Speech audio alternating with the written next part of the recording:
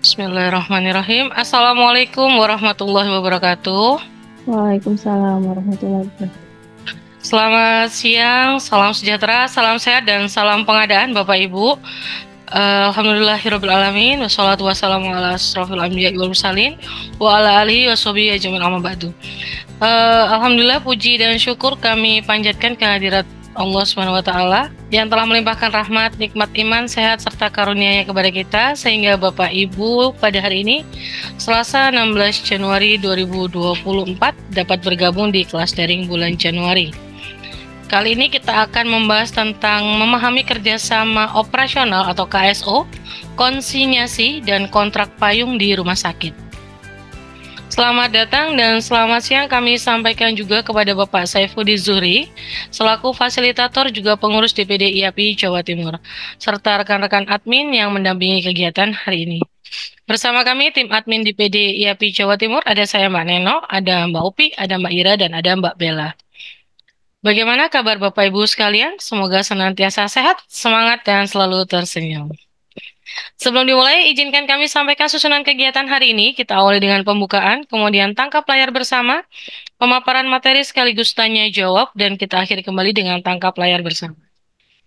Baik, kita masuk ke agenda yang pertama, yaitu kita pembukaan. Mari kita tundukkan kepala sejenak, seraya mengucap syukur atas nikmat iman dan kesehatan yang diberikan, serta untuk mengawali kegiatan hari ini supaya mendapatkan kegiatan dan kelancaran juga kemudahan dalam memahami ilmu. Berdoa disilakan Bapak Ibu. Berdoa dicukupkan. Baik, selanjutnya kita tangkap layar dulu Bapak Ibu.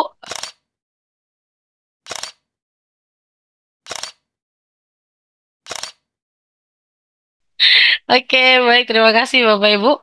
Berikutnya yaitu pemaparan materi yang akan disampaikan oleh Bapak Saifuddin Zuhri selaku Seksi Layanan Masyarakat dan Publikasi. Beliau juga praktisi konsultan BPJ BLUD serta fasilitator BPJ level 4 serta fasilitator tetap di DPD IAP Jawa Timur.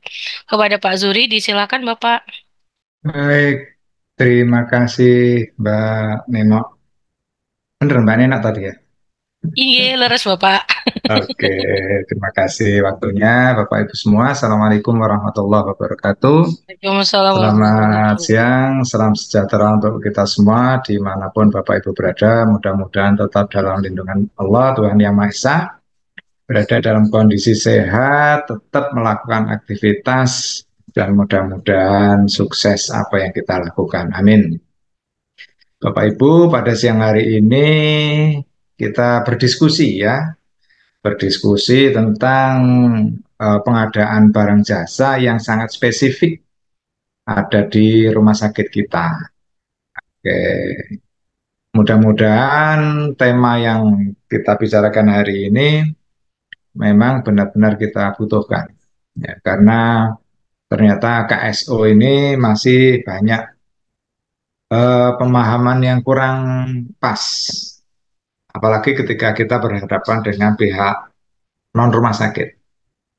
Ada mungkin auditor, ada mungkin aparat penegak hukum, APH, LSM, dan sebagainya, yang itu seolah-olah KSO itu dianggap sama dengan pengadaan barang jasa. Ya. Nanti kita diskusikan, silahkan teman-teman nanti mencoba untuk menyampaikan ya. Saya tidak mengatakan apa yang saya sampaikan ini benar semua, terus teman-teman salah semua, tidak. Ya, kita mencari format, karena sesungguhnya KSO itu tidak diatur secara rinci, secara jelas, sebagaimana pengadaan barang jasa. Tapi kalau memang KSO ini merupakan salah satu metode yang kita gunakan dalam pengadaan barang jasa, juga diatur dengan jelas. Tapi KSO-nya sendiri tidak ada aturan. Sehingga kalau di salah satu rumah sakit, ini kalau teman-teman ada yang dari ujung barat Nusantara ini, ada sempat KSO ini berujung ke ranah hukum. Karena dipandang KSO nilainya sekian kok tidak ditenderkan. Nah, apakah KSO itu harus tender dan sebagainya. Nah, ini yang perlu kita diskusikan nanti. Mudah-mudahan diskusinya bisa sampai kepada pemahaman yang benar sehingga kita bisa meluruskan berbagai hal yang memang kurang tepat terkait dengan KSO. Selanjutnya nanti kita juga membahas hal yang spesifik. Ya, ini biasa terjadi di tempat kita di rumah sakit, konsinyasi. Ya, kalau konsinyasi dalam konteks bisnis sudah biasa sih dilakukan. Konsinyasi misalkan di warung, konsinyasi di toko yang lain, itu hal yang biasa. Tapi ternyata di rumah sakit praktek konsinyasi ini juga dibutuhkan. Sehingga kita ingin melihat sejauh mana konsinyasi ini benar dan melanggar aturan dan sebagainya. Dan yang terakhir, nanti kita diskusi tentang kontrak payung. Ya. Kontrak payung ini kontrak yang menurut saya sangat tepat diberlakukan di berbagai pengadaan di rumah sakit. Sesuai dengan karakteristik rumah sakit, di mana banyak sekali ragam kebutuhan itu yang bersifat berulang, berulang, dan itu saja. Makanya ini perlu kita berikan pemahaman yang benar, sehingga harapan saya teman-teman yang melakukan pengadaan barang jasa di rumah sakit ini ya safe lah gitu. Kalau diaudit, ditanyakan kiri kanan itu paling tidak punya jawaban yang memang berdasarkan aturan. Baik, Bapak Ibu, ini data saya. Sayangnya tulisannya rusak. Saya Budin Zuhri, fungsional ahli madya, pengelola pengadaan barang jasa di Kabupaten Tulungagung, dan memang konsen untuk mempelajari, mengembangkan, mendampingi teman-teman pengadaan barang jasa BLUD. Sekaligus saya juga mengambil sebagai konsultan manajemen kesehatan yang bersertifikat BNSP. Oke, saya ingin mengingatkan teman-teman rumah sakit, ya, walaupun pesertanya ada yang dari luar rumah sakit, tetapi mohon maaf, kajian ini memang lebih banyak ke rumah sakit. Kalau mau diaplikasi tempat lain, dalam konteks ada persamaan, boleh-boleh saja. Misalkan sama-sama BLU atau BLUD, boleh. Ya, saya ingin mengingatkan tentang Undang-Undang Nomor 44 tahun 2009 tentang rumah sakit. Walaupun undang-undang ini sudah dicabut sebenarnya dengan Undang-Undang Nomor 17 tahun 2023 tentang kesehatan. Ya. Yang ingin saya tekankan yang pertama bahwasanya di dalam rumah sakit itu didirikan oleh pemerintah dan pemerintah daerah berbentuk UPT atau lembaga teknis dengan pengelolaan BLUD. Nah, ini di pasal 7 ayat 3. Kemudian dicabut dengan Undang-Undang Nomor 17 tentang kesehatan yang sesuai dengan ketentuan peraturan perundang-undangan. Jadi kita harus paham bahwasannya memang rumah sakit ini BLU itu berarti diberikan Pak Zuri fleksibilitas. tadi Ya, terputus beberapa menit, Pak. wow, beberapa Wow. menit. 1 menit atau 2 menit sepertinya. Oke, siap. Ya, jadi di dalam Undang-Undang 17 2023 tentang kesehatan ini tetap ditekankan rumah sakit adalah badan layanan umum atau kalau daerah badan layanan umum daerah. Saya juga ingin mengingatkan yang kedua, karena ternyata masih banyak rumah sakit ini yang belum menjalankan PP 72.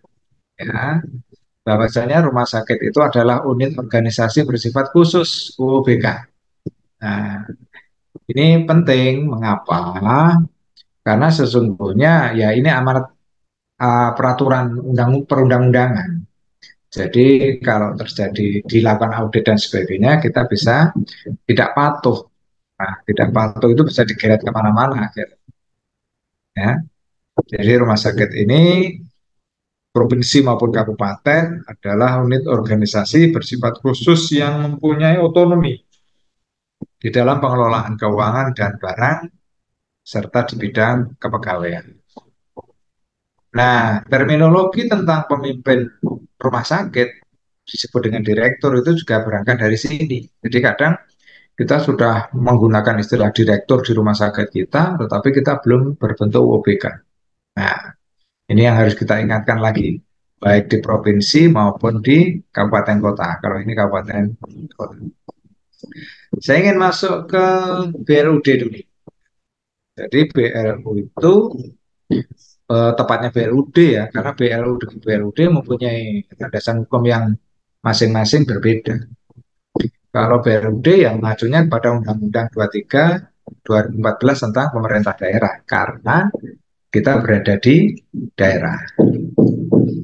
Kemudian mengacu kepada peraturan pemerintah nomor 28 tahun 2018 tentang kerjasama daerah, itu nanti untuk KSO-nya. Nah, kemudian Permendagri 79 tentang Badan Layanan Umum Daerah, ini menjadi aturan paling teknis. Kemudian diamanatkan oleh Permendagri ini tentang bagaimana kepala daerah membuat aturan lebih lanjut.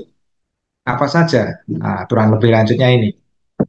Jadi saya mencatat paling tidak ada 15 atau 16. Ya. Ini sebagian saya ringkas. Bagaimana Permendagri itu mengamanatkan agar pemerintah daerah membuat beberapa peraturan daerah, peraturan kepala daerah. Bukan peraturan daerah, tapi perkada, peraturan kepala daerah. Dan siang hari ini kita bersinggungan dengan dua, yaitu ketentuan tentang pengadaan barang jasa dan tata cara kerjasama dengan pihak lain. KSO itu berada di mana? Di Permendagri itu sudah jelas dipisah antara pengadaan barang jasa dan kerjasama dengan pihak lain. Tapi aplikasinya di banyak tempat ini masih sering dicampur adukkan.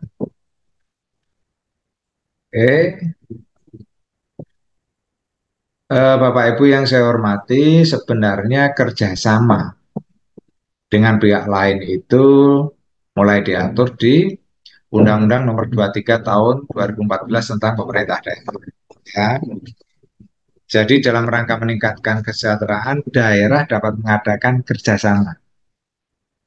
Nah, kerjasama itu apa? Kerjasama itu bisa dengan daerah lain, dengan pihak lain atau pihak ketiga, lembaga atau pemerintah daerah di luar negeri sesuai dengan ketentuan peraturan perundangan. Ya, saya langsung aja ke kerjasama dengan pihak ketiga. Ya, kalau dengan pemerintah lain dan sebagainya, kita lewatilah. Kerjasama dengan pihak ketiga dituangkan dalam kontrak kerjasama yang paling sedikit mengatur tentang ini, hak dan kewajiban jangka waktu, kalau terjadi sengketa, dan sanksi. Kerjasama dengan pihak ketiga harus didahului dengan studi kelayakan. Jadi kalau kita berbicara dalam konteks KSO, ya harus ada kajiannya. Mengapa perlu KSO? Mengapa memilih KSO?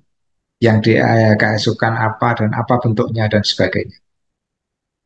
Kemudian ketentuan lebih lanjut diatur dengan peraturan pemerintah. Ini ada peraturan pemerintahnya. Nomor 23 tahun 2014, kerjasama daerah dengan pihak ketiga, KSDPK, adalah kerjasama, adalah usaha bersama ya yang dilakukan oleh daerah dengan pihak ketiga. Saya ingin menyampaikan di sini intinya bahwasannya kerjasama dengan pihak ketiga itu seharusnya diwakili oleh bupati atau wali kota atau gubernur atas nama daerah. Tetapi dalam konteks BLUD, nah, maka kerjasama itu boleh dilakukan oleh BLUD tanpa harus bupati, wali kota, atau gubernur.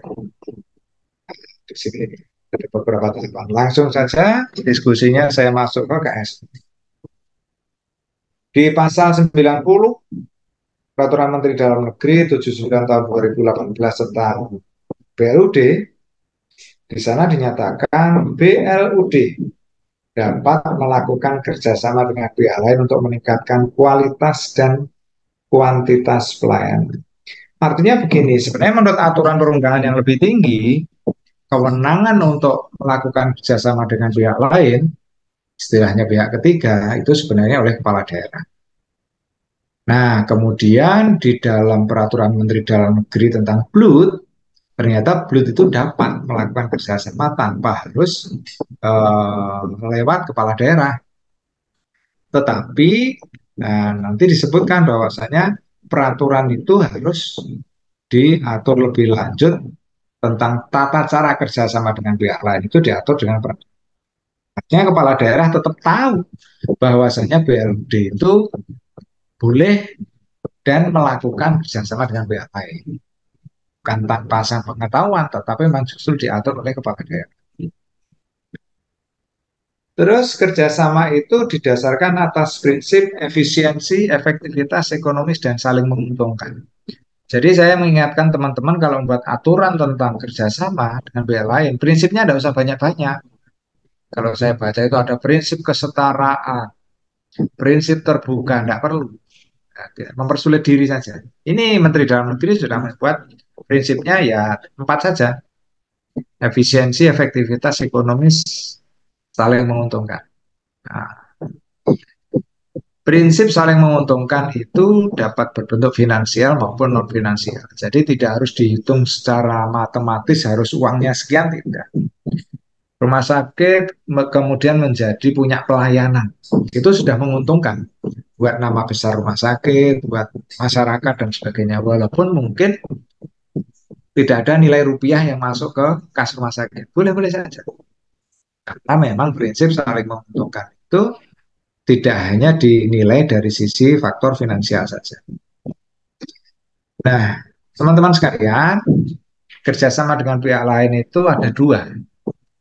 Yang kita kenal akrab itu namanya KSO, kerjasama operasional, itu kerjasama dengan pihak lain tipe pertama. Yang kedua, kerjasama itu tidak dalam bentuk KSO, tapi dalam bentuk pemanfaatan barang milik daerah. Bedanya apa? Bedanya kalau KSO itu dilakukan secara bersama-sama, pengelolaan manajemen atau proses operasionalnya itu dilakukan bersama-sama antara pihak rumah sakit dengan pihak lainnya atau pihak mitra. Tetapi kalau pemanfaatan barang milik daerah itu berarti rumah sakit mempunyai barang, bisa berbentuk aset, bisa gedung, bisa tanah, dan dilakukan pemanfaatannya baik secara bersama-sama maupun diserahkan kepada pihak lain. Jadi kalau kita punya kendaraan mobil yang tidak dipakai, mau disewa silahkan.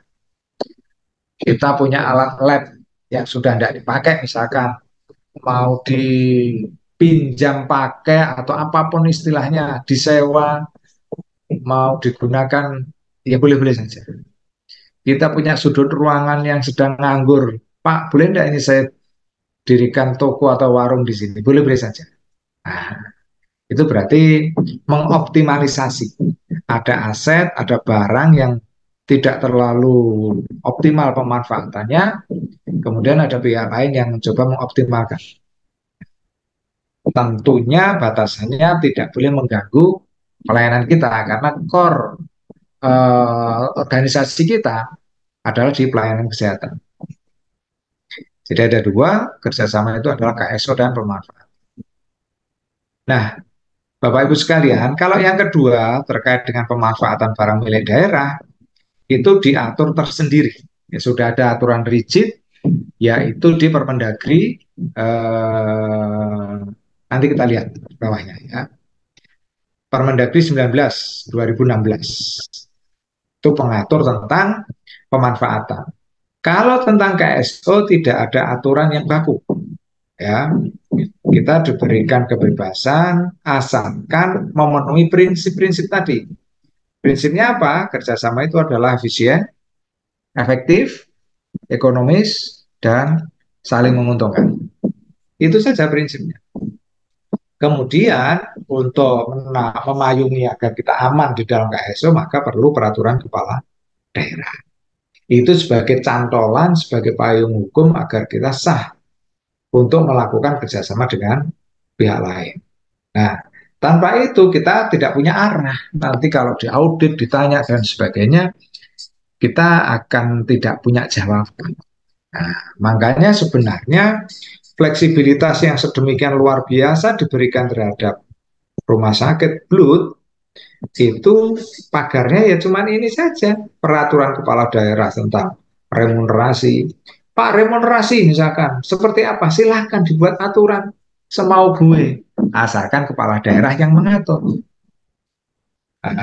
Standar pelayanan minimal dan sebagainya, tarif, oke, asalkan diatur dengan peraturan kepala daerah.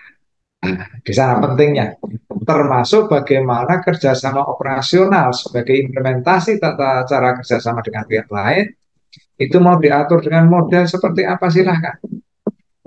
Asalkan ada peraturan yang memayunginya, yaitu peraturan kepala daerah. Perwali, perbub, pergub, silahkan. Ya, tidak perlu peraturan daerah. Oke, berikutnya saya ingin mencoba untuk menyamakan persepsi dengan teman-teman sekalian. Bahwasanya kerjasama operasional itu berbeda dengan pengadaan barang jasa. Ya. Jadi nanti kalau kita diaudit, kita ditanya oleh pihak manapun, jangan terpancing bahwasanya KSO itu sebagaimana PBJ. Misalkan pertanyaannya, loh Pak, ini KSO nilainya di atas 1 miliar, di atas 2 miliar, kok tidak ditender? Nah, kan seharusnya nilai di atas sekian menurut peraturan bupati, menurut peraturan gubernur Anda, itu harus dilakukan metodenya pemilihannya adalah dengan tender. Ini agar permasalahannya, duduk permasalahannya jelas sehingga tidak salah persepsi seolah-olah KSO disamakan dengan pengadaan barang jasa. Jadi kerjasama operasional itu diatur di pasal 90 Permendagri 79. Kalau pengadaan barang jasa nah, itu diatur mulai pasal 76. Jadi pasalnya aja sudah dipisahkan. Berarti ini dua hal yang berbeda. Tujuannya apa? Kalau KSO itu untuk meningkatkan kualitas dan kuantitas pelayanan. Jadi output dari KSO itu adalah terwujudnya suatu pelayanan. Di mana pelayanan itu disokong oleh dua pihak, pihak mitra dan pihak rumah sakit.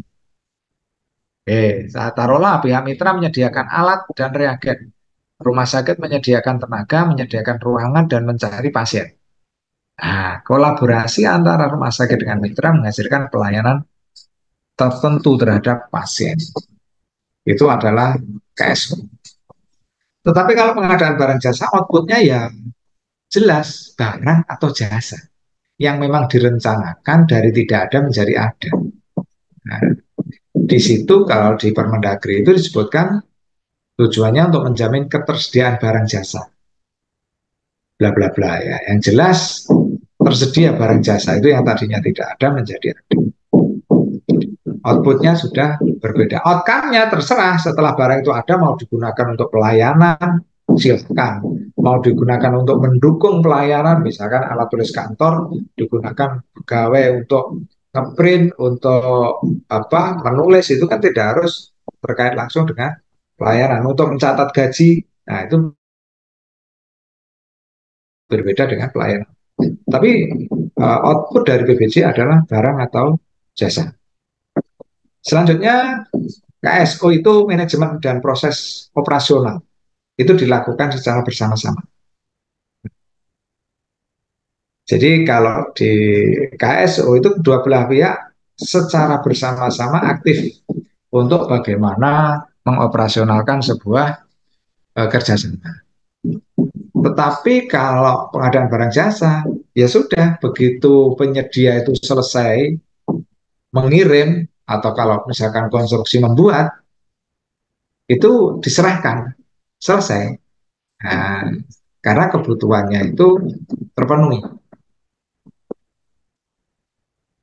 Diatur dengan peraturan tentang pengadaan barang jasa, ada fleksibilitas, boleh juga mengambil dari best practice pengadaan barang jasa. Outputnya yang berbeda. Kalau pengadaan barang jasa, kita mengenal bisa dilakukan dengan dua cara, yaitu swakelola dan melalui penyedia. Jadi pihak lain di dalam pengadaan barang jasa itu disebut sebagai penyedia. Untuk apa? Untuk memenuhi kebutuhan. Tetapi kalau di dalam KSO, pihak lain itu disebut sebagai mitra. Ya, mitra itu secara aktif nanti dalam prosesnya senantiasa bekerja sama. Namanya aja mitra. Kalau penyedia begitu selesai tanggung jawabnya, selesai. Sudah putus. Tapi kalau mitra, selama pelayanan ini dilakukan, tetap bersama-sama dilakukan. Secara bersama-sama. Ya, ini. Kalau KSO, kerjasama operasi. Ya, di dalam PBJ itu tentang kerjasama para penyedia saja. Ya. Kemitraan adalah kerjasama antar penyedia, baik dalam bentuk konsorsium, kerjasama operasi, bentuk kerjasama lain yang masing-masing pihak mempunyai hak, kewajiban dan tanggung jawab yang jelas berdasarkan perjanjian. Jadi memang di dalam pengadaan barang jasa itu ada istilah KSO juga, tetapi singkatannya adalah kerjasama operasi. Itu adalah kerjasama antar penyedia dengan penyedia. Nah, ini bedanya. Kalau KSO dalam konteks kerjasama di BLUD ini adalah kerjasama antara mitra dengan kita. Nah, itu bedanya. Ya. Jadi kalau ada pertanyaan KSO PBJ, ya ada, memang ada. Tetapi yang dimaksud adalah kerjasama bukan kita, tapi antar penyedia itu. Bukan penyedia dengan PAKPA atau penyedia dengan BPK. Karena kalau kerjasama antara penyedia dengan PAKPA itu tidak ada. Yang ada adalah perjanjian atau kontrak. Kerjasama yang biar antar mereka. Oke, ini adalah perbedaan tadi. Saya pikir sudah cukup jelas. Nah, di dalam kerjasama dengan pihak lain, kita ada pemanfaatan barang milik daerah. Ini sudah cukup detail diatur dengan peraturan Menteri Dalam Negeri nomor 19 tahun 2016. Jadi tinggal kita baca, tinggal kita aplikasikan. Yang jelas yang dibutuhkan di dalam peraturan kepala daerah itu adalah peraturan teknis tentang KSU. Ya, kalau pemanfaatan barang, silakan mengambil dari Permendagri saja sudah cukup. Beberapa catatan yang sempat saya buat terkait dengan salah paham KSO ya. Jadi KSO masih ada pertanyaan kerjasama operasi dengan kerjasama operasional. Nah, jadi kalau kerjasama operasi itu antar penyedia, penyedia A dengan penyedia B kerjasama konsorsium untuk menawar. Tapi kalau kerjasama operasional itu antara pihak kita dengan mitra. Dasar hukumnya pun cukup jelas, ya. Pengadaan barang jasa, Perpres, Peraturan LKPP, Permendagri. Kalau KSO cukup diatur dengan beberapa peraturan yang tadi sudah saya sampaikan. Substansinya juga kadang tidak bisa memilah mana kebutuhan dan mana optimalisasi aset atau optimalisasi pelayanan. Jadi kalau pengadaan barang jasa itu kan untuk memenuhi kebutuhan barang atau jasa. Sehingga dengan barang atau jasa itu mungkin bisa melakukan pelayanan. Tapi kalau KSO itu adalah pelayanan. Pelayanan belum ada, diadakan. Atau aset yang tidak optimal, dioptimalisasi. Nah, bedanya di sana. Atau kadang, mohon maaf, saya melihat sengaja menjadikan jalan pintas bahwasanya KSO itu menjadi jalan pintas PBJ dengan mudah. Pengadaan barang jasa dengan KSO seolah-olah tidak perlu kita melakukan proses yang sebagaimana PBJ diatur di Perpres. Ada perencanaan, ada persiapan, ada pemilihan, ada kontrak. Pak, ini sudah KSO, sehingga kita boleh membeli ke sana. Silahkan, ya, salah satu metode untuk pengadaan barang jasa dengan KSO, silahkan, saya tidak menyalahkan. Asalkan diatur, itu aja. Nah, ketika saya tanya, aturannya mana? Ya, tidak ada. Nah, itu yang salah. Karena sudah begini Pak dari dulu. Nah, ya ini harus kita perbaiki. Mungkin dulu-dulu masih bisa selamat, belum diaudit. Nah, nanti kalau auditornya lama-lama tahu, kita tetap seperti itu, ya kita menjadi pihak yang salah. Risiko bagi organisasi dan bagi pelaku, ya. Bagi organisasi, kalau nanti itu ditemukan tidak sesuai dengan aturan yang ada, otomatis kan dihentikan.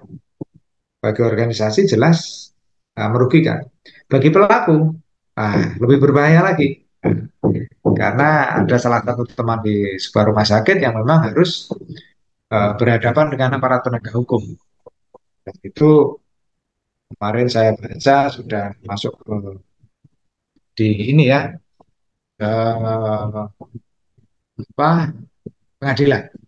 Nah, jadi kan sangat disayangkan. Mestinya KSO itu sesuatu yang bisa diatur sehingga safe, tapi karena ketidaktahuan akhirnya menjadi belum tentu kesalahan sebenarnya, tetapi kadang yang mendakwa itu juga tidak paham sehingga eh, apa, aturan-aturannya yang dikenakan itu juga tidak pas.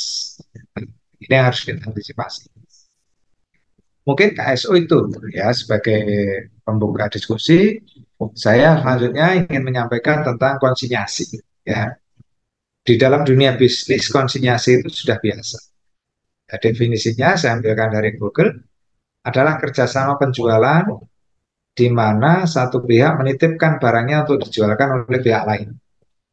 Tentunya kalau rumah sakit tidak dalam konteks berjualan ya, tetapi adalah kecepatan untuk melakukan pelayanan. Tetapi tidak bisa dipungkiri bahwasanya pasien membeli sih dari si penjual. Jadi bahasa bahasa kasarnya ya seperti ini, dijual kepada pihak lain dan sebenarnya tidak harus menjual. Nah, ada beberapa hal yang perlu kita analisis. Sebenarnya yang paling tepat untuk dilakukan konsinyasi itu dalam hal apa? Ya, saya mencatat 3 hal, nanti bisa ditambah teman-teman. Yang pertama adalah kebutuhan rumah sakit terhadap barang, di mana variasi barang itu sangat-sangat banyak. Ya. Variasi barang yang dibutuhkan sangat tinggi, dan kebutuhan tidak dapat diprediksi dengan tepat. Jadi kalau kita membutuhkan sebuah alat, sebuah barang, yang itu harus dipasang di dalam tubuh seorang pasien yang kecelakaan, gitu, di mana baru kita tahu bahwasanya ukurannya sekian. Itu adalah pada saat operasi sudah dilakukan. Sebelum operasi dilakukan tidak bisa ditentukan ukurannya berapa. Nah, ini kan variasinya sangat luar biasa banyak. Sehingga kalau kita pengadaan barang jasa dengan sebagaimana prosedur yang biasa, kita beli semuanya, kita taruh di dalam persediaan kita, kemungkinan untuk digunakan menjadi sangat relatif. Artinya nanti ada bagian tertentu yang tidak bisa dipakai. Sampai expired tetap tidak ada pasien yang menggunakan. Kan sangat sayang. Nah, akhirnya alternatifnya itu tadi, konsinyasi. Yang kedua, kebutuhan bersifat situ, urgent. Jadi kebutuhannya saat itu tidak bisa ditunda. Misalkan beberapa daerah, misalkan di tempat saya di Tulungagung, harus membeli ke Surabaya, waktunya berapa jam? Tidak memungkinkan. Karena harus saat itu juga. Sehingga barang itu harus tersedia di rumah sakit. Tetapi kalau rumah sakit membeli, memiliki stok, itu relatif nanti akan ada banyak variasi, variabel, banyak jenis yang tidak terpakai, sehingga merugikan. Ini yang ketiga ya, beresiko tidak dapat dimanfaatkan jika dilakukan pengadaan di awal, karena ketidakpastian kebutuhan. Maka jalan alternatifnya adalah kita minta dari pihak mitra atau penyedia apapun namanya, itu untuk menitipkan barang ke kita. Nah, nanti kalau pasien saya butuh, saya ngambil barang itu. Tapi kalau tidak ada pasien yang butuh, ya barang itu tetap menjadi milik mitra atau milik penyedia. Tetapi barang itu ada di sini. Dan dibayarkan sesuai dengan barang yang digunakan. Nah, ini adalah konsinyasi yang mungkin menjadi alternatif ketika pengadaan barang jasa secara konvensional itu berisiko tinggi ya, terhadap anggaran, terhadap ketidakterpakaian dan sebagainya. Ya. Jadi ada beberapa hal, ada 2 hal pendekatan yang bisa kita lakukan terhadap konsinyasi ini. Yang pertama adalah mekanisme pengadaan barang jasa dengan kontrak payung. Ya, rumah sakit melakukan pengadaan barang melalui penyedia untuk digunakan dalam pelayanan. Nanti modelnya adalah kontrak payung. Tetapi kekurangannya adalah kontrak payung ini secara umum itu ketika kita melakukan pemesanan baik dengan PO maupun SP, itu biasanya barang yang dikirim itu setelah kita terima, kita evaluasi sesuai, maka itu kita anggap sebagai barang yang harus dibeli. Jadi kalau menggunakan kontrak payung, ini resikonya memang agak berbeda, agak bisa terjadi kesalahpahaman terhadap kontrak payung secara umum. Maka alternatif yang kedua adalah mekanisme KSO penitipan barang. Jadi tidak lagi mekanisme PBJ, tapi mekanisme KSO. Di mana penyedia menitipkan barang ke rumah sakit dan ini tetap menjadi milik penyedia atau milik mitra. Kalau KSO disebut mitra ya. Rumah sakit membayar atau pengadaannya nanti sesuai dengan dipakainya si barang itu. Silahkan nanti dianalisa kira-kira yang paling sesuai untuk rumah sakit masing-masing mana. Masih terbuka ruang untuk diskusi. Oke, kalau dengan kontrak payung tadi, maka metode pemilihan sesuai dengan peraturan yang berlaku bagi rumah sakit, kita estimasi kebutuhan setahun itu berapa. Ini hanya estimasi ya. Kemudian dilakukan pemilihan, apakah tender atau pengadaan langsung dan sebagainya, silakan sesuai dengan aturan yang dimiliki masing-masing. Kemudian kalau sudah ketemu dengan penyedia, dilakukan kontrak payung dan kontrak payung itu bisa lebih dari satu penyedia. Di dalamnya diatur bahwasanya dalam kontrak payung itu penyedia harus bersedia untuk menitipkan barang. Nah, atau menyediakan menitipkan barang di rumah sakit untuk memenuhi kebutuhan sewaktu-waktu. Kalau tidak bersedia, ya otomatis tidak bisa dilakukan konsinyasi. Model kedua tadi dengan mekanisme penitipan barang. Jadi kita anggap kita ini mencari mitra, bukan mencari penyedia. Maka metode pemilihan mitra sesuai dengan peraturan yang berlaku bagi rumah sakit. Belum punya Pak? Ya ayo buat. Nah, biar aman semuanya bagi pelaku. Kalau belum punya aturan, mohon maaf, beresiko sangat tinggi terhadap para pelakunya. Kalau sudah ketemu pemilihan mitra, dilakukan kontrak KSO. Tentu saja boleh ya dapat lebih dari satu mitra kan penyedia. Kemudian mitra menitipkan barang dan sebagaimana tadi sudah saya sampaikan, pembayaran dilakukan berdasarkan barang yang digunakan oleh pasien. Oke, konsinyasi. Nah, teman-teman kalau mau diskusi sebentar lagi, ini materi terakhir kita, saya sampaikan sebentar. Kontrak payung, saya pikir semuanya sudah paham ya. Kontrak payung itu dapat berubah kontrak harga satuan. Dapat. Tapi kebanyakan memang kontrak harga satuan di mana memiliki periode yang panjang biasanya ya. Untuk barang yang belum dapat ditentukan volume dan atau waktu pengirimannya pada saat kontrak ditandatangani. Kalau kontrak harga satuan, pengiriman sudah pasti dong. Kalau kontrak payung, waktu dan volumenya belum bisa dipastikan pada saat kontrak ditandatangani.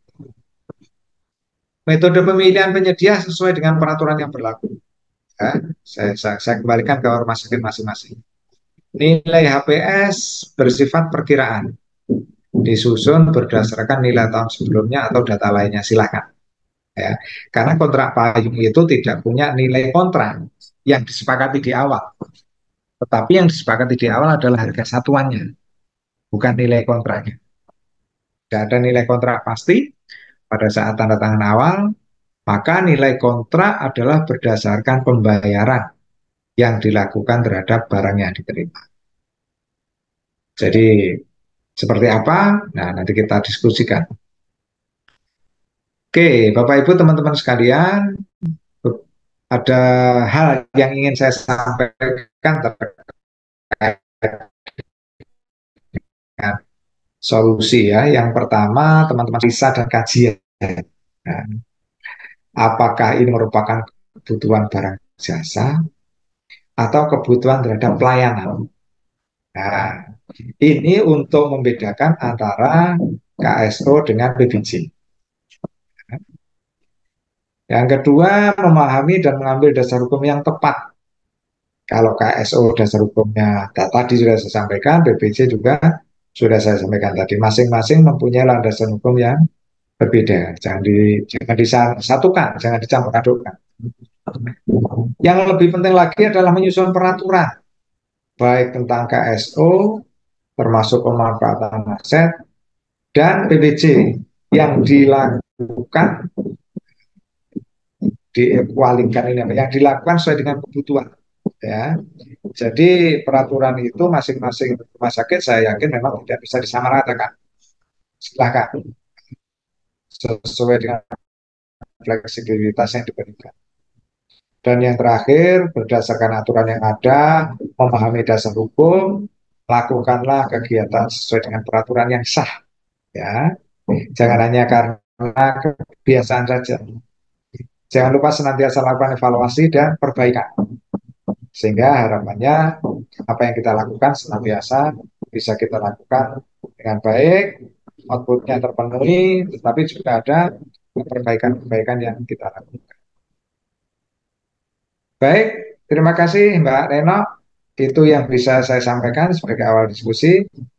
Mudah-mudahan bisa bermanfaat. Silakan dilanjutkan dengan diskusi. Saya kembalikan ke Bu Neno. Baik, terima kasih Pak Zuri. Kita selanjutnya masuk ke sesi tanya jawab. Bapak Ibu Mbak Upi ya. bisa switch Pak. Oke. Tiba-tiba saya, tiba-tiba Mbak Neno. Bapak Ibu bisa bertanya melalui link Slido yang sudah kami tampilkan di chat Zoom. Atau nanti jika mungkin ada yang ingin berinteraksi langsung dengan Pak Zuri, bisa langsung raise hand, nanti akan kami nyalakan audionya. Silakan Pak, pertanyaan pertama dari Pak Muhammad Eko dari Rumah Sakit Sudarsono, Kota Pasuruan. Tadi disampaikan sebelum KSO harus nyusun kajian dulu. Apakah Blut juga harus menyusun kajian tersebut? Adakah format khusus? Instrumen apa saja yang harus ada dalam kajian tersebut? Silakan Pak Zuri. Baik, terima kasih Mbak Upi. Terima kasih Pak Muhammad Eko dari Pasuruan. Kabarnya mudah-mudahan baik teman-teman di Rumah Sakit Kota Pasuruan. Jadi begini, ya. Kasus yang mungkin sedang terjadi di sebuah daerah itu kan ketika diaudit, bahkan ketika ditanya oleh aparat penegak hukum itu tidak bisa menunjukkan dokumen-dokumen apa ya yang sedang dilakukan. Jadi KSO ini sejarahnya seperti apa itu tidak bisa menunjukkan bukti-buktinya. Apakah KSO itu mencari mitranya dulu dilakukan dengan misalkan penunjukan langsung atau dilakukan dengan sistem kontes, itu tidak jelas. Di APH ya sangat gampang sekali mencari kesalahan. Agar tidak terjadi kesalahan yang sama, maka memang perlu dibentuk tim KSO. Tim KSO itu bertugas yang pertama adalah melakukan kajian. Kira-kira KSO model atau yang pertama gini, apa yang bisa di KSO-kan? Mengapa harus KSO? Taruhlah Pak Eko pengen pelayanan hemodialisa. Bapak bisa membeli dong alatnya. Kan banyak tuh. Bapak bisa membangun ruangannya. Bapak bisa melatih tenaganya dan seterusnya. Tetapi kalau setelah dikaji, oh ternyata di pasaran ini banyak ya yang melakukan KSO hemodialisa, di mana rumah sakit tidak perlu mengeluarkan uang miliaran untuk membeli alat. Rumah sakit tidak direpotkan, disibukkan dengan maintenance alat, karena alat itu harus bekerja 3 shift, misalkan begitu, setiap hari. Itu cukup dilakukan oleh orang lain, sehingga kita fokus bagaimana SDM untuk hemodialisa, dokternya, perawatnya, dan sebagainya. Masalah lain-lain biar diurus orang lain. Nah, dan ternyata kita tidak butuh duit di awal, tidak perlu miliar. Kita free, gratis. Hanya menyediakan ruangan, menyediakan listrik, yang itu sudah kita punya tentunya. Nah, itu ada hal yang menyenangkan. Kita tidak perlu mengeluarkan dana banyak, tetapi pelayanan bisa kita wujudkan. Rumah sakit untung, punya nama baik, masyarakat untung, ada pelayanan yang lebih dekat. Sehingga berdasarkan kajian itu, maka tim KSO mengusulkan agar untuk pelayanan hemodialisa dilakukan KSO saja. Nah, itu contoh kajian. Ada juga KSO itu atas inisiatif pihak lain. Kita ini nggak sadar kalau kita punya lahan kosong di pojokan parkir satu. Tiba-tiba ada orang menghadap kita, Pak, boleh nggak saya menyewa ruang yang nggak dipakai itu? Nah, oh tentu saja boleh dong. Buat apa selama ini nganggur kan begitu. Nah, tapi harus dianalisa. Itu kira-kira akan digunakan untuk usaha apa? Kira-kira kalau dia menyewa, itu biaya sewanya berapa? Itu kan harus dikaji. Dan hanya sekedar, udah Pak, 5 juta, 10 juta, 20 juta. Nah, kan tidak seperti itu. Nanti kalau diaudit, kita kemurahan, nah ada unsur kerugian negara. Kan rugi kita. Atau udah Pak, nggak usah bayar. Tapi Bapak bangun ya gedung di situ yang bagus, yang representatif. Tapi nanti setelah 3 tahun kontrak selesai, Bapak harus serahkan gedung itu ke kita. Boleh, boleh, boleh saja. Nah, jadi ada kajian-kajian dan itu bisa dipertanggungjawabkan, artinya bisa diuji oleh siapapun di kemudian hari. Format khususnya tidak ada, ya format khusus tidak ada. Tetapi satu hal yang ingin saya sampaikan, itu harus mampu diuji objektivitasnya, ya. Kalau diaudit oleh siapapun, ditanya oleh siapapun, logika ilmiahnya ada, latar belakangnya, tujuan, tata cara dan sebagainya itu memang bisa kita pertanggungjawabkan dan tidak keluar dari prinsip-prinsip tadi, ekonomis, efisien, efektif dan saling menguntungkan. Nah, jadi instrumen apa saja yang harus ada dalam kajian? Ya, tidak ada yang aturan yang mengharuskan. Tetapi bagi saya yang penting adalah ketika diuji, ketika diaudit kapanpun siapapun, maka menghasilkan nilai objektif yang memang sesuai dengan prinsip efektif, efisien, ekonomis dan saling menguntungkan. Itu Pak Eko. Bisa ditanggapi Pak Eko? Oke. Tadinya akan oke. Pak Eko sudah ngopi? Sudah Pak, sudah Pak. Oke, Baik Pak, penjelasannya cukup jelas. Terima kasih atas ilmunya. Oke, salam buat teman-teman di Sudarsono, ya. Ya Pak, Waalaikumsalam. Terima kasih. Terima kasih Pak Eko. Kita ke pertanyaan selanjutnya dari Bu Erika Pak dari Rumah Sakit Umum Yowari Kabupaten Jayapura. Bagaimana untuk penyedia menitipkan harganya mengikuti harga saat itu atau kita tetap dengan harga yang ada, maksudnya ada penawaran harga sebelum konsinyasi? Atau Bu Erika bisa langsung bertanya langsung ya Bu? Mungkin ini pertanyaannya disingkat-singkat. Silakan Bu. Ya, siap. Terima kasih Bu. Maaf disingkat. Jadi maksudnya misalnya kita konsinyasi pen, contohnya ini implan ya Pak. Apakah ketika menitipkan kita sudah ada harga penawaran terlebih dahulu?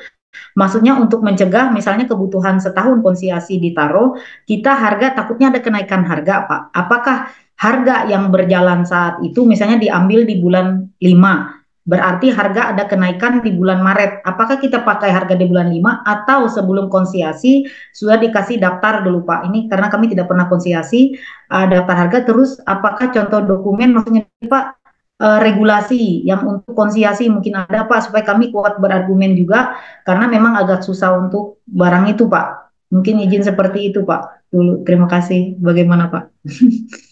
Oke, terima kasih Bu Erika ya. Jadi saya mengingatkan bahwasannya walaupun KSO itu tetap harus ada kontraknya, perjanjiannya, apapun namanya. Artinya ada kesepakatan antara para pihak. Kesepakatan para pihak itu yang pertama, pihak mitra itu bersedia menitipkan barang. Yang kedua, pihak kedua ya mau dititipkan dan mau memanfaatkan barang itu. Nah, dalam konteks perjanjian ini tentunya kita berjanji terhadap barang apa namanya. Kalau pen, berarti ukuran apa, nomor berapa, dan seterusnya. Termasuk harganya, pasti. Jadi harga ini termasuk bagian yang kita sepakati dulu. Nah, nanti di dalam harga itu kesepakatan bisa kita atur. Apakah harga itu berlaku setahun, apakah harga itu bisa dilakukan perubahan sewaktu-waktu, silahkan aja itu diatur sesuai dengan isi kontrak. Tetapi yang menarik, Bu Erika, di beberapa rumah sakit itu ketika ber-KSO atau berkontrak payung pun, itu berkontrak terhadap lebih dari satu penyedia untuk barang yang sama. Sehingga mereka berkompetisi, Bu. Taruhlah untuk pen nomor tertentu. Nah, itu ada 2, ada 3 penyedia yang sama-sama menitipkan, tapi harganya beda-beda. Nah, di sini pihak rumah sakit biasanya punya aturan internal, ternyata harus memprioritaskan harga yang termurah dulu.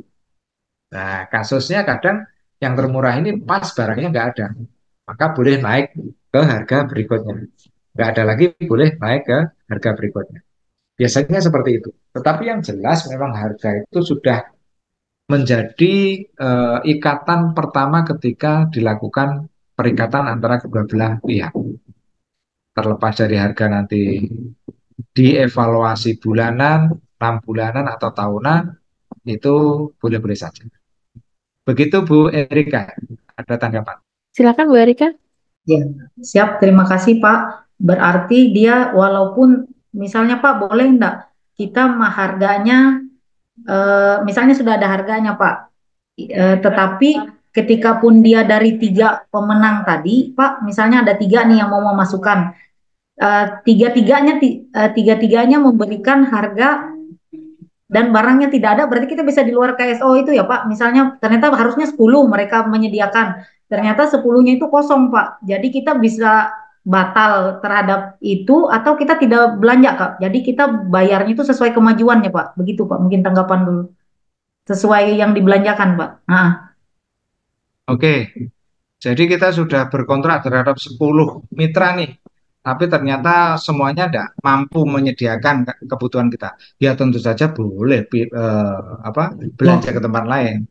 Jangan gara-gara dia terus pelayanan kita dikalahkan. Enggak, dia yang harus mengalah terhadap pelayanan kita. Nah, klausul itu kita tuliskan bahwasanya rumah sakit dapat melakukan perjanjian untuk barang sejenis terhadap pihak lain. Itu sudah kita tulis, Bu. Jadi pihak siapapun, pihak lain itu tidak kita batasi 10 tadi. Nah, itu Bu Erika ya. Ya, terima kasih Pak. Oke, terima kasih. Salam untuk teman-teman di Jayapura. Siap, terima kasih. Baik, terima kasih. Kita lanjut ke pertanyaan selanjutnya. Mungkin nanti bisa agak lebih singkat Pak, karena waktunya tinggal setengah jam. Dari peserta favorit, Anonymous. Pertama, bagaimana membedakan pekerjaan termasuk KSO atau pengadaan barang jasa? Kemudian yang kedua, pemilihan penyedia pada kontrak payung, apakah dengan tender atau dapat dengan metode lain? Silakan Pak Zuri. Oke, terima kasih Anonymous. Membedakan antara KSO dengan pengadaan barang jasa itu secara kasar bisa kita lihat di outputnya. Output dari kegiatan kita itu kalau langsung berbentuk barang atau jasa, itu berarti pengadaan barang jasa. Jadi kegiatan ini hasil nyatanya adalah harus berwujud barang atau jasa, itu berarti pengadaan barang jasa. Tetapi Pak, saya tidak butuh barang atau jasa, saya butuhnya adalah pelayanan. Yang penting ada pelayanan. Misalkan tadi, saya mau pelayanan hemodialisa. Saya mau pelayanan ini Pak, pemeriksaan kimia darah. Itu kan yang kita jadikan output adalah pelayanannya. Nah, alternatifnya ada 2. Anda membeli alat lab kimia darah, atau Anda akan meng-KSO-kan. Nah, kalau Anda beli, Anda harus menyediakan duit sekian miliar, maintenance-nya juga harus Anda persiapkan. Tapi kalau kebutuhan saya sebenarnya tidak harus punya, Pak. Saya tidak perlu punya alat pun, tidak. Yang penting ada pelayanan. Silakan. dilakukan KSO. KSO itu kelebihannya kita tidak membutuhkan uang di depan, tetapi memang pendapatan kita nanti akan ya otomatis karena dia berinvestasi, maka itu butuh pengembalian dari investasinya. Tentunya biaya berikutnya akan lebih mahal. Tetapi biaya mahal itu kan bisa kita cover, kita tutup dengan biaya yang kita bebankan pada pasien. Dalam konteks KSO ternyata biayanya lebih dari biaya yang kita dapatkan, ya otomatis tidak bisa kita lakukan dengan cara KSO. Ya, jadi mutlak saya harus punya barang atau jasa, berarti BPJ. Saya tidak mutlak punya, yang penting pelayanan bisa terpenuhi walaupun itu bukan milik saya. Kalau BPJ itu kan menjadi milik, bisa menjadi aset, bisa menjadi bahan habis pakai dan sebagainya, tapi yang kita yang gunakan. Tetapi kalau KSO tidak harus menjadi milik kita. Boleh menjadi milik kita, boleh. Ya dalam konteks kerjasama kayak leasing itu. Ya, kalau kita kredit mobil, sepeda motor, belum punya kita, belum milik kita, tapi kita gunakan. Nanti pada saat selesai 3 tahun, 4 tahun, sudah lunas, baru menjadi milik kita. Boleh, boleh saja. Boleh itu dalam konteks harus diatur. Nah, jangan sampai ngomong boleh, boleh, boleh, tetapi tidak ada aturannya, ya tidak boleh dong. Nah, makanya tadi saya tekankan kita harus buat aturannya itu. Yang kedua, pemilihan penyedia untuk kontrak payung apakah dengan tender atau dengan metode lain. Jadi kontrak payung ini memenuhi kebutuhan kita yang berulang. Kebutuhannya tetap berulang. Nah, di sini kita menyusun kebutuhan kita berapa. Pak, tahun kemarin kalau saya butuh reagen, misalkan begitu, untuk laboratorium saya nilainya 2 miliar. Berarti estimasi tahun ke depan harapan kita pasien naik minimal 2 miliar juga minimal. Tapi biasanya estimasinya kan naik. Misalkan 2 miliar 400. Pengadaan barang jasa dengan pagu atau HPS kita, ya, taruhlah itu menjadi HPS kita 2 miliar 400. Itu metodenya apa? Silahkan dibaca di peraturan masing-masing rumah sakit. Karena rumah sakit itu banyak aturannya. Ada yang di atas 500 juta tender. Ada yang di atas 1 miliar baru tender. Ada yang di atas 2 miliar baru tender. Karena nilai sampai dengan 2 miliar boleh pengadaan langsung. Silahkan. Ya, jadi maksud saya seperti itu. Apakah tender atau tidak, itu sesuai dengan aturan yang berlaku di rumah sakit masing-masing. Dengan nilai perkiraan estimasi sekian, itu maka nanti metodenya menyesuaikan dengan aturan yang berlaku di rumah sakit. Begitu Anonymous, silahkan ditanggapi kalau ada. Ya, kita ke peserta yang angkat tangan dari tadi dulu ya, Pak. Oke, silahkan. Silakan Bu Eni. Sepertinya kalau anonimus tidak ada tanggapan. Ya, terima Silakan. kasih Bapak. Assalamualaikum warahmatullahi wabarakatuh. Waalaikumsalam. Kebetulan di rumah sakit kami Pak sudah menjalankan beberapa hal yang panjenengan sampaikan tadi seperti KSO, konsinyasi, dan kontrak payung. Kita sudah menjalankan semuanya. Cuman ada beberapa hal yang saya pertanyakan di sini. Selama ini seperti KSO itu kan untuk beberapa alat laboratorium yang memang harganya mahal dan sifatnya kita bisa beli BHP-nya di vendor tersebut, maka kita lakukan KSO. Namun seperti alat HD itu Pak, itu kan nominal rupiahnya kan besar ya Pak. Kami kalau menunjuk HD mungkin menggunakan tim KSO itu apa sudah kuat Pak? Apakah kita harus minta bantuan untuk ditunjukkan oleh Pokja?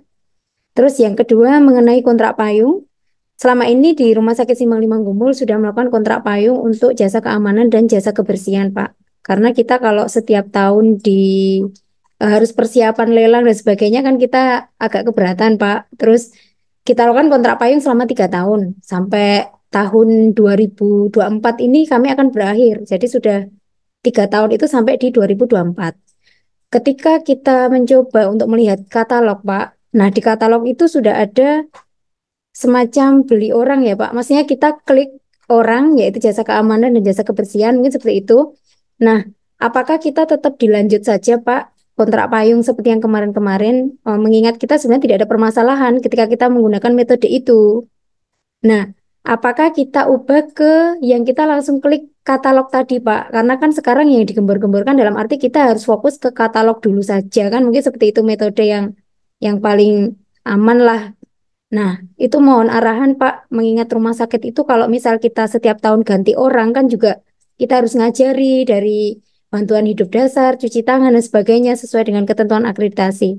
Mungkin itu saja, Pak, yang saya tanyakan. Terima kasih. Assalamualaikum warahmatullahi wabarakatuh. Waalaikumsalam. Waalaikumsalam. Bu Eni, terima kasih. Yang pertama, tim KSU. Ya. Jadi saya tidak tahu SK tentang tim KSU tugasnya apa. Tapi secara umum sebenarnya pemilihan mitra KSU itu tidak sulit. Sebenarnya kalau Pokja itu memang dibutuhkan biasanya kalau di pengadaan barang jasa pemerintah levelnya level 3 Pokja itu.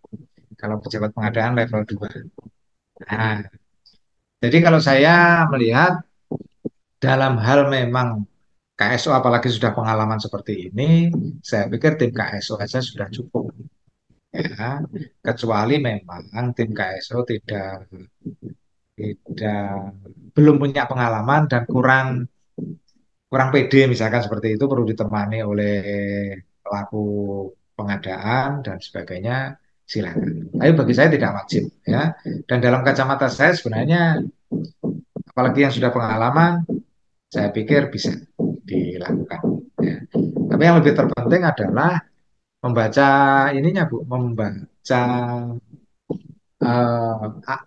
SK tentang tim KSO, tugasnya seperti apa. Di beberapa rumah sakit beda. Ada tim KSO itu sekaligus menjadi panitia untuk melakukan pemilihan. Ada juga tim KSO itu minta dibentuk panitia pemilihan mitra sendiri. Nah, jadi tim KSO itu menyusun perencanaannya, merancang, nanti pemilihannya diserahkan ke Pokja pemilihan, dia berada di backup di balik itu, nanti kalau sudah baru disampaikan ke tim KSO lagi, terutama di negosiasi biasanya tim KSO dilibatkan. Itu Bu Eni, yang kedua tadi apa ya? Saya suara ada dudak bingung ini. Kontrak payung, Bapak. Kontrak Oke, payung, kontrak. jasa keamanan dan Nah, jasa kebersihan. oke, saya seneng. Jadi kontrak payung itu kan tidak perlu per tahun kita dipusingkan memilih penyedia.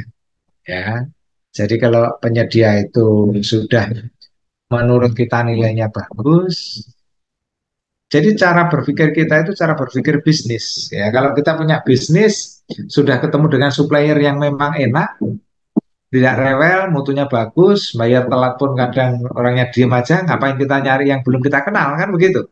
Nah, tapi kalau di pengadaan barang jasa pemerintah itu justru sebaliknya. Kalau itu saja malah dicurigai. Kan begitu. Padahal yang efektif dalam dunia bisnis, ya rumah sakit fokus mikir pelayanan lah. Ngapain pikiran kita itu terpecah setiap tahun harus mencari penyedia. Nanti sudah ketemu yang enak, mencari lagi, ketemu tidak enak, kita pusing lagi, kan begitu. Nah, ini pemahaman yang harus kita samakan persepsinya. Jangan terlalu banyak energi yang kita keluarkan untuk proses pemilihan penyedia. Nah, salah satu caranya dengan kontrak payung lebih dari setahun, sehingga proses berpikir kita disibukkannya itu mungkin 3 tahun sekali, masih lumayan lah. Tapi syaratnya memang dia punya kinerja baik. Syarat lebih daripada itu tidak ada kong kali kong, ya, tidak ada kickback dan sebagainya. Itu Bu Eni. Sebenarnya kalau kontrak payung yang kemarin kita kan yang menunjuk Pokja ya Pak. Maksudnya kita kan hanya menunjukkan aja spek bahwa kita membutuhkan tenaga yang kualifikasi seperti ini, mungkin seperti itu. Berarti untuk ke depan ini saya tetap lanjut kontrak payung saja ya Pak. Tidak usah beli orang lewat katalog maksudnya. Karena kan sekarang eranya banyak yang dimasukkan di katalog gitu loh Pak. Sehingga kayak jasa kebersihan, jasa keamanan itu sudah sangat gampang sekali ketika saya klik di katalog. Namun kalau misal saya klik katalog ya itu tadi, setiap ganti orang kan otomatis kita harus ngajari lagi, mungkin seperti itu. Saya setuju. dan itu dibuat kajiannya, artinya kajiannya itu paling tidak jawaban itu kita sediakan. Sewaktu-waktu nanti diaudit pejabat di rumah sakit kita ganti-ganti orang, risalahnya itu masih ada. Oh, ternyata ini loh dulu mengapa teman-teman rumah sakit ini tidak melakukan katalog setiap tahun. Karena memang menjaga kontinuitas dan seterusnya. Dan itu lebih penting buat pelayanan rumah sakit. Tidak apa-apa, ya, tidak apa-apa. Saya setuju itu. Oke, siap. Terima kasih, Pak. Matur suwun Bu Eni. Baik, terima kasih Bu Eni. Kita kembali ke slide dulu lagi Pak. Silakan Mbak Ira ditampilkan kembali. Dari Anonimus lagi Pak. Bagaimana strategi yang tepat untuk dapat melakukan konsinyasi? Contohnya alat implan, namun tetap memenuhi kewajiban untuk pengadaan via e-katalog. Silakan Pak Zuri. Baik, terima kasih. Saya kalau alat contoh implan ya, rasanya implan itu kalau menggunakan e-katalog kok kurang tepat ya. Ya, mengapa?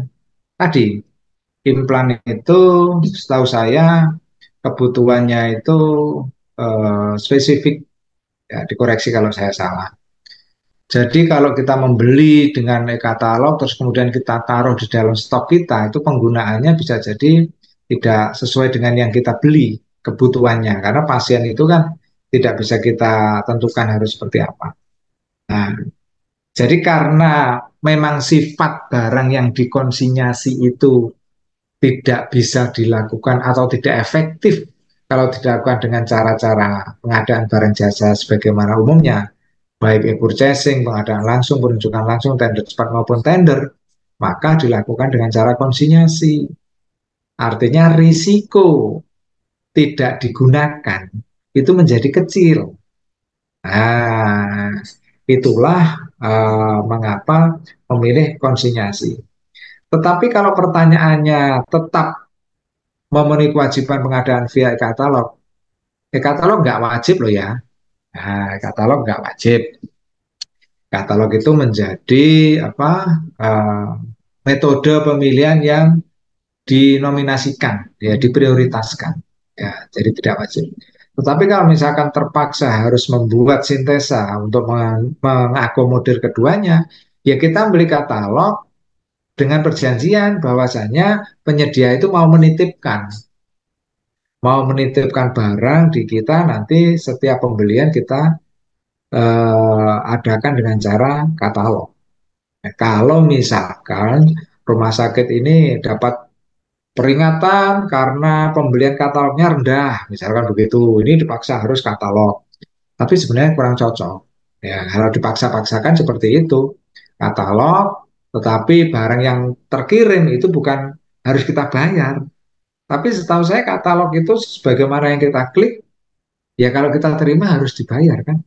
Nah, dan itu berbeda dengan semangat kita untuk berkonsinyasi. Semangat kita konsinyasi itu ada barang di tempat kita atau di tempat yang terjangkau dekat dengan kita, tetapi belum perlu kita bayar. Baru kita bayar kalau alat itu memang benar-benar akan kita gunakan. Nah, mungkin itu Anonymous bisa ditanggapi. Mungkin ada yang bertanya terkait pertanyaan yang sudah dijawab barusan. Oh ya, Mbak Novi silakan. Oke, mohon izin Pak. Itu tadi pertanyaan saya. Mana Jadi, videonya Mbak Novi? oh ya, Sudah muncul Pak. Bapak belum melihat. Belum. tidak kasat Adanya mata Pak. Retno. Nggih, gimana? Jadi ada beberapa rumah sakit yang seperti ini Pak memolakannya. Untuk implan itu dilakukan konsinyasi memang, tetapi ketika setiap pemakaian difaktur SP segala macam proses pengadaan biasa. Nah, di akhir bulan itu melakukan klik e-katalog untuk mengganti surat jalan atau faktur yang tadi sudah terpakai. Nah, kalau menurut saya kan itu kurang tepat karena e-katalognya dilakukan di akhir padahal barangnya sudah terpakai. Tapi pola seperti ini beberapa rumah sakit yang pernah saya tanyai melakukan hal tersebut. Nah, saya terus terang ingin gimana sih strategi yang tepat supaya saya tetap dapat barang ini harganya e-katalog, tetapi tetap dengan konsinyasi begitu. Oke, oke. Dili. Jenengan maunya harga atau metode? Ya, kalau terakhir Harganya, tadi kan Pak. harga yang penting. Ya, harganya. Iya. Jadi harga tidak harus dengan metode e-purchasing kan, tapi yang penting harganya bisa sesuai dengan E-katalog. yang ada di e-katalog. Oke. Saya tanggapi dulu rumah sakit tadi. Pertanyaan mendasarnya apakah peraturan direktur atau bahkan peraturan kepala daerahnya mengatur mekanisme itu? Bahwasanya dia memakai dulu, baru dari data pemakaian itu diklik ke katalog. Kalau sistemnya memang aturannya begitu, buat para pelaku itu masih aman. Buat para pelaku. Karena mengapa? Pelaku itu hanya menjalankan aturan yang ada. Nah, mungkin yang menjadi pertanyaan si pembuat aturannya. Mengapa kok membuat aturan? Tapi yang kedua, seandainya tidak ada aturannya, itu beresiko buat pelakunya. Ya, mengapa Anda melakukan pekerjaan? Artinya barang itu sebenarnya sudah dipakai, baru diproses untuk pembeliannya. Itu kan tidak tepat. Nah, kecuali begini Bu, kecuali ya ada KSO kerjasama bahwasanya penyedia itu menitipkan barang. Ini harus bunyi dulu di dalam kontraknya. Nah, dari penitipan barang ini, kalau barang ada di sini nanti saya pakai dan akan saya bayar dengan cara e-katalog. Jadi katalog itu membeli bukan untuk digunakan pasien, tapi digunakan untuk apa? Ngijoli. Ngijoli itu apa? Untuk mengganti. Nah, mengganti barang yang memang digunakan untuk pasien. Tapi itu sah kalau memang ada perjanjian kedua belah pihak. Jadi saya sebagai mitra menaruh barang di Rumah Sakit Sidoarjo silahkan dipinjam. Nah, kalau cocok beli barang tersebut di katalog. Artinya barang yang ada di rumah sakit saat itu bukan miliknya rumah sakit, milik saya tetap sebagai mitra. Nah, jadi bukan tercatat sebagai aset penjenengan, tetap sebagai asetnya saya. Nah, mekanisme yang mudah memang setiap bulan dihitung berapa pemakaian dibayar. Tetapi dalam konteks memang pengen katalog, ya udah kalau memang penyedianya mau, Pak silahkan diklik. Itu sebagai pengganti barang yang kemarin saya pinjamkan. Itu kalau memaksa metodenya dengan metode purchasing. Tapi kalau hanya sekedar harga, nah panjenengan ketika memilih mitra harus menyampaikan harga yang ditawarkan maksimal sesuai dengan harga yang di katalog. Nah, artinya penyedia yang mau menjadi mitra itu sudah sadar benar sejak awal memang harga tidak boleh lebih dari harga di e-katalog. Itu lebih mudah. Jadi kita tidak perlu menipu-nipu. Intinya jangan sampai kita itu tidak ada aturan terus melakukannya. Itu resiko terjadi buat pelakunya. Mohon maaf ya, direkturnya tidak tanggung jawab. Itu kan yang urusan Anda sendiri. Nah, tapi kalau ada aturan hukum, baik itu peraturan direktur, peraturan kepala daerah, apalagi aman buat pelaku. Itu Bu Novi, silakan ada tanggapan. Sudah cukup Mbak Novi. Baik. Ini tetap Iya. di mute sama Mbak Neno. Mbak Neno Pak nakal Pak. Silakan Mbak Ira ditampilkan kembali untuk slide-nya. Pak nanti agak singkat ya Pak. Singkat-singkat tapi padat. Bagaimana? Kok bagaimana untuk KSO mesin yang habis pakainya masuk dalam KSO dan harus diproses PBJ dengan nilai yang lumayan besar? Silakan Pak. Oke, ini mesin yang bahan habis pakainya ya, mungkin harus membeli ke mitranya. Nah, dan proses PBJ-nya dengan nilai yang lumayan besar. Ini mengakalinya adalah ada klausul tentang pengadaan barang jasa akibat dari KSO. Ya, Jadi di dalam membuat aturan tentang pengadaan barang jasa BLUT, silahkan masukkan klausul pengadaan khusus, di sana tercantum pengadaan akibat dari KSO. Jadi membeli reagen itu kan akibat dari KSO, alat mesinnya tadi. Nah, lakukan saja akibat dari KSO, maka dilakukan pengadaan barang jasa dengan cara mungkin penunjukan langsung. Nah, yang paling gampang. Itu boleh. Nilainya berapa tidak ada masalah, karena penunjukan langsung kan tidak ada nilainya. Kalau pengadaan langsung maksimal sekian. Kalau penunjukan langsung berapapun nilainya boleh. Selesai. Ayo, Mbak Neno, Mbak Upi. Ya, Pak. Ya, Pak. Kita beralih ke chat Zoom, Pak, yang ternyata pertanyaannya panjang-panjang. Tanya Pak. Oh ini, ada yang tanya ini. Apa Mbak? Mbak Upi, ada yang nanya Mbak Upi? Silakan Pak Baltiar. Iya, dari Trenggalek. Assalamualaikum Pak Udin. Waalaikumsalam. Waalaikumsalam Pak Ustadz. Mungkin nanti bisa Lanjut. singkat ya Pak Bahtiar. Ngapunten. Ya, tanya terkait misalnya kontrak untuk pengadaan makan minum pasien. Jadi misal diatur untuk batas pengadaan langsungnya misalnya 500 juta. Terus kebutuhan makmin itu 1 tahun jelas di atas 500 juta, mungkin 2-3 M.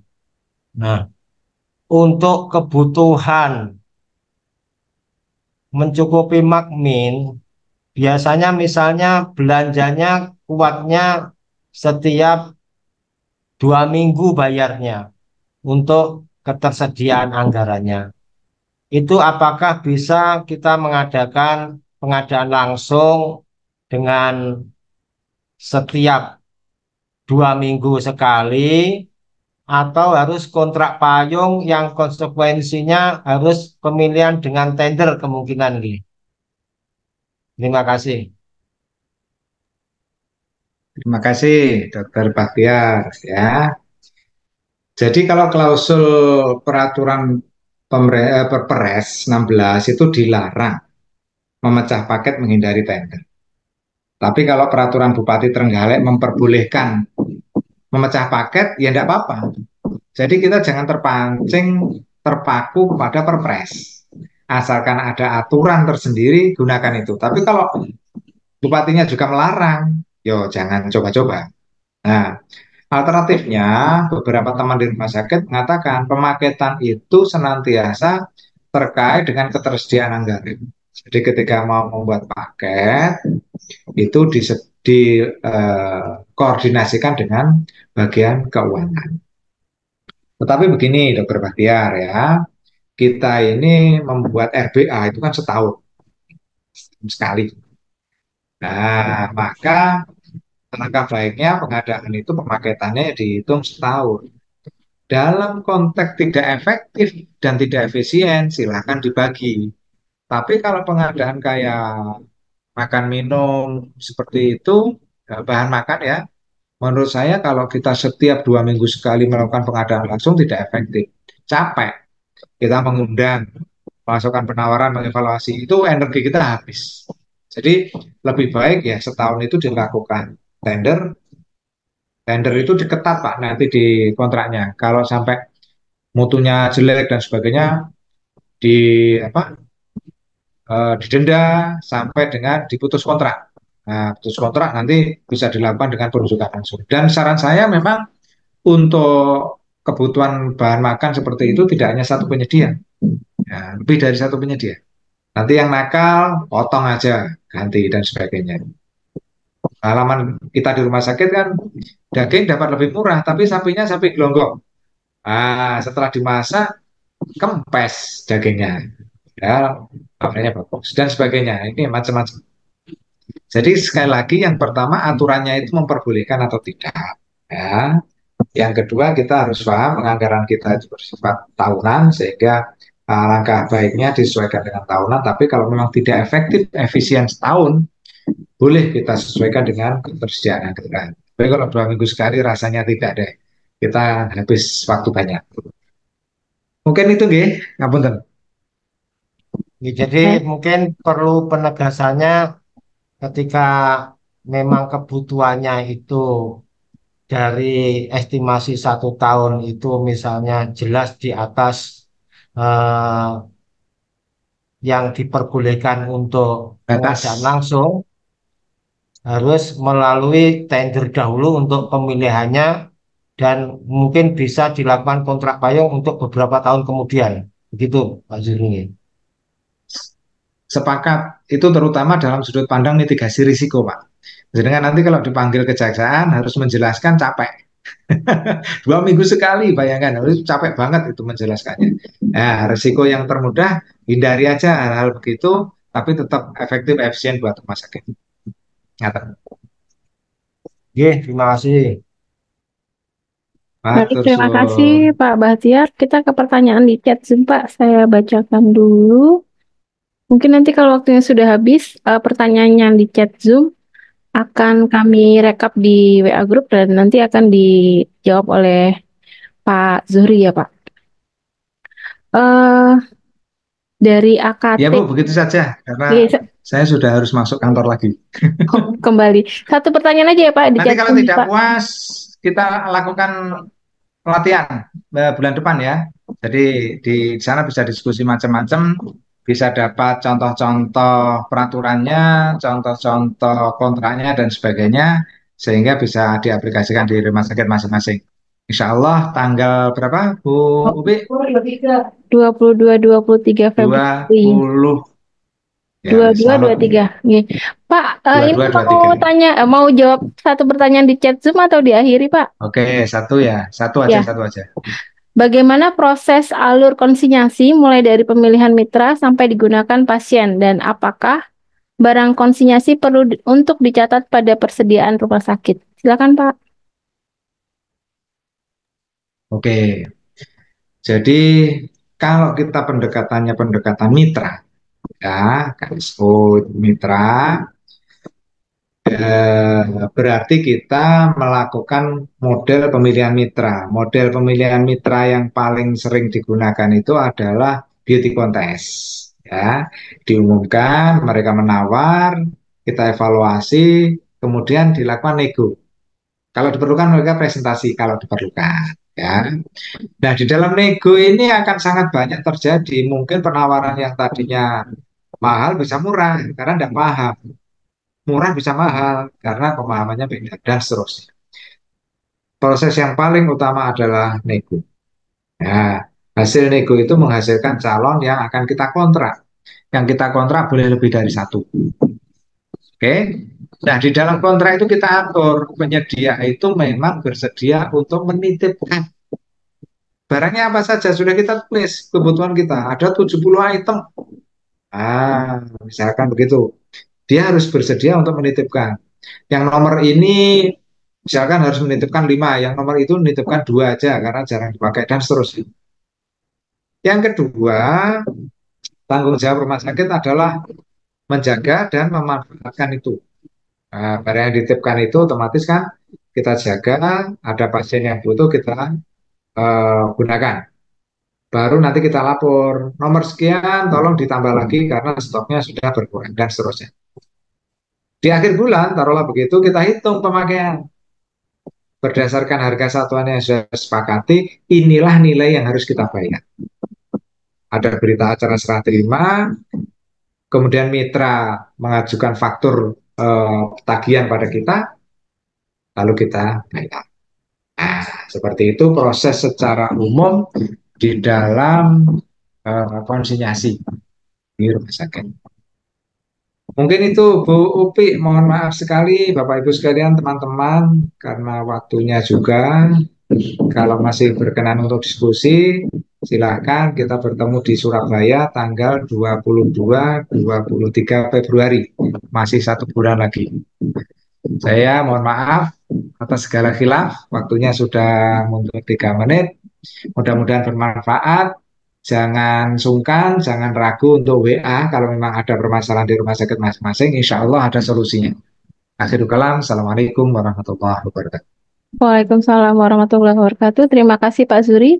Mohon maaf Bapak Ibu, kami tidak bisa menjawab semua pertanyaan Bapak Ibu yang ada di chat Zoom. Nanti akan kami rekap dan kami akan sampaikan ke narasumber untuk dijawab dan akan kami kembalikan rekapnya di WA Group. Untuk sertifikat nanti akan kami berikan kepada peserta yang mengisi daftar hadir. Sudah kami bagikan linknya. Jadi cukup mengisi 1 kali saja. Nanti sertifikat akan kami bagikan linknya di WA Group dan seperti yang diinfokan oleh Pak Zuri bahwa insya Allah di bulan Februari kita akan ada BIMTEK membahas tentang KSO. Nanti akan kami share flyernya di WA Group dan mohon tidak meninggalkan WA Group dulu sebelum kami sampaikan link sertifikatnya. Kami terima kasih atas partisipasi Bapak Ibu semua. Mohon maaf jika ada kekurangan maupun kesalahan dan selanjutnya akan kami kembalikan kepada Mbak Neno. Silakan Mbak Neno. Baik, terima kasih Pak Zuri dan Mbak Opi. Kita beri aplaus dulu kepada Mbak Opi dan Pak Zuri, serta Bapak Ibu sekalian yang telah berpartisipasi dan aktif selama kelas berlangsung. Kami sampaikan terima kasih banyak kepada Bapak Saifuddin Zuri, serta Bapak Ibu sahabat pengadaan dimanapun berada, juga rekan-rekan admin yang telah membersamai kelas hari ini. Semoga kegiatan hari ini menambah wawasan dan ilmu untuk kita semua, serta menjadi ladang pahala dan amal jariah bagi Bapak Saifuddin Zuri. Jangan khawatir Bapak Ibu, kegiatan hari ini masih dapat dipelajari Bapak Ibu lebih detail dan digali lebih dalam di saat bimbingan teknis tanggal 22-23 Februari 2024 di Hotel Santika Pendegiling Surabaya. Masih bersama dengan Bapak Saifuddin Zuri, jadi jangan dilewatkan agar ilmu yang diterima dapat lebih utuh. Atas nama panitia kami mohon maaf dan dimaafkan jika selama pelaksanaan ada yang kurang berkenan. Selamat beraktivitas kembali Bapak Ibu. Sebelum kelas berakhir kita sambung tangkap layar terlebih dahulu.